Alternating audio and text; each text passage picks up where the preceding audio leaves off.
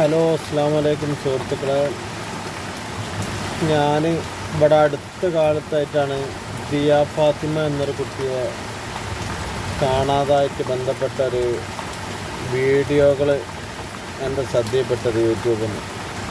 അപ്പോൾ അതിലൊരുപാട് വീഡിയോസ് ഞാൻ കണ്ടിട്ട് ഒരുപാട് യൂട്യൂബേഴ്സ് അതിനെപ്പറ്റി അഭിപ്രായപ്പെട്ടതും അന്വേഷണ ഇതിലൊക്കെ കണ്ടെത്തിയത് ആ കുട്ടി ജീവിച്ചിരിക്കുന്നുണ്ടെന്നതാണ്.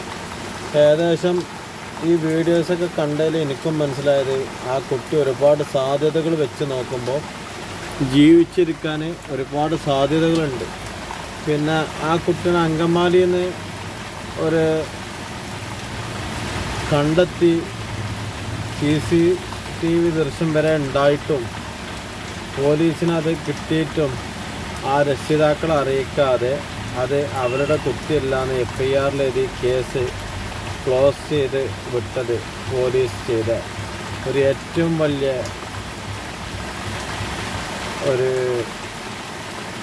ഒരു വല്ലാത്ത ഒരു ഇത് അതിലുണ്ട്. പോലീസ് ഉത്തരവാദിത്വത്തിൽ നിന്നും പിന്മാറി എന്നാണ് എനിക്ക് മനസ്സിലാക്കാൻ പറ്റുന്നത്.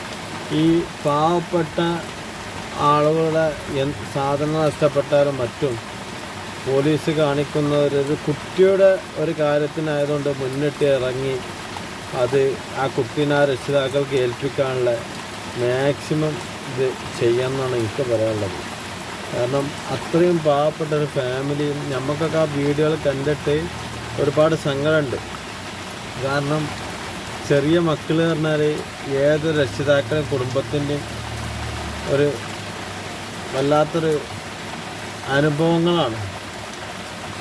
അത് പെട്ടെന്ന് ഒരു നിയമത്ത് അള്ളാഹ് തന്ന നിയമത്ത് ഒരു സന്താനം അത് ഒരു തുമ്പും മാലം കിട്ടാതെ നഷ്ടപ്പെട്ടു പോകാന്നാൽ അത് വല്ലാത്തൊരു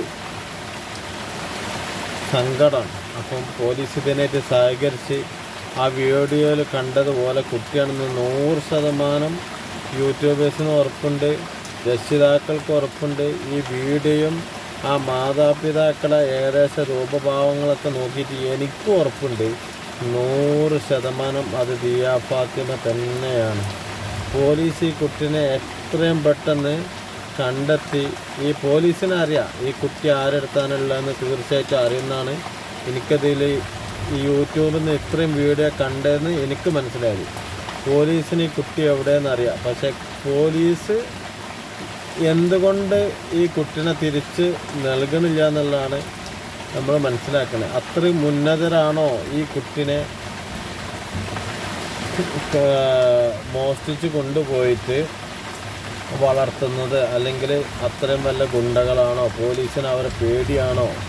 അല്ലെങ്കിൽ പോലീസായി അവരിൽ നിന്ന് വല്ലതും വാങ്ങി പണമായിട്ട് സ്വീകരിച്ചിട്ടാണോ ഈ കേസ് ക്ലോസ് ചെയ്ത് കണ്ട് ഈ ഫാമിലിയെ മാത്രം ഈ കേരളത്തിലുള്ള ഓരോരോ ഈ വാർത്ത കേൾക്കുന്ന ഏതൊരു രക്ഷിതാവിനും ആ കുട്ടിനെ തിരിച്ചു കിട്ടാനും വേണ്ടിയുള്ള പ്രാർത്ഥന മാത്രമാണുള്ളത്.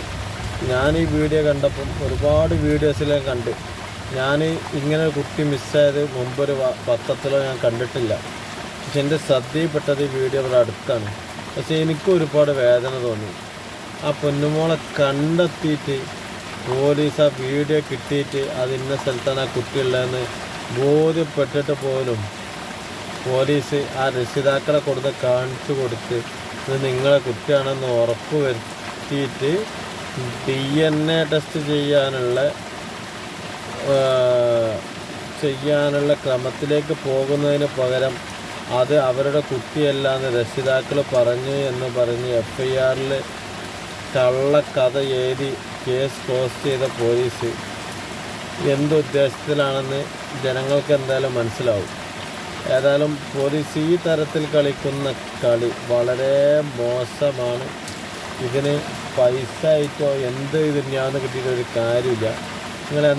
ഞങ്ങളെന്തായാലും ഒരുപാട് ആൾക്കാർ ഈ കുട്ടിനെ കിട്ടണം എന്നുള്ളതിലേക്ക് ഞങ്ങളൊക്കെ ഇപ്പം അങ്കമാലി ഇവിടെ അടുത്ത് ഞാൻ പോയപ്പം ഈ വാർത്ത കേട്ട അന്ന് മുതൽ എവിടെ ഞാൻ തിരുവനന്തപുരം ഞാൻ പോകലുണ്ട്. ഇങ്ങനെ ഒരുപാട് സ്ഥലത്ത് നമ്മൾ കറങ്ങലുണ്ട്.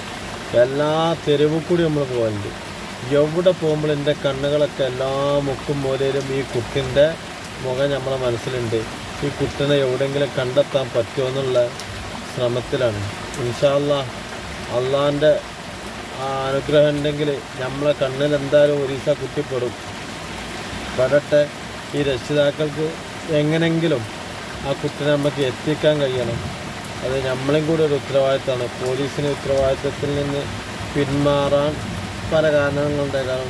പക്ഷേ പോലീസും കൂടി സഹകരിച്ച് ജനങ്ങളോടൊപ്പം നിന്ന് ഈ കുടുംബത്തെയും കൂടി സഹായിക്കണം എന്നാണ് എനിക്ക് പറയാനുള്ളത്.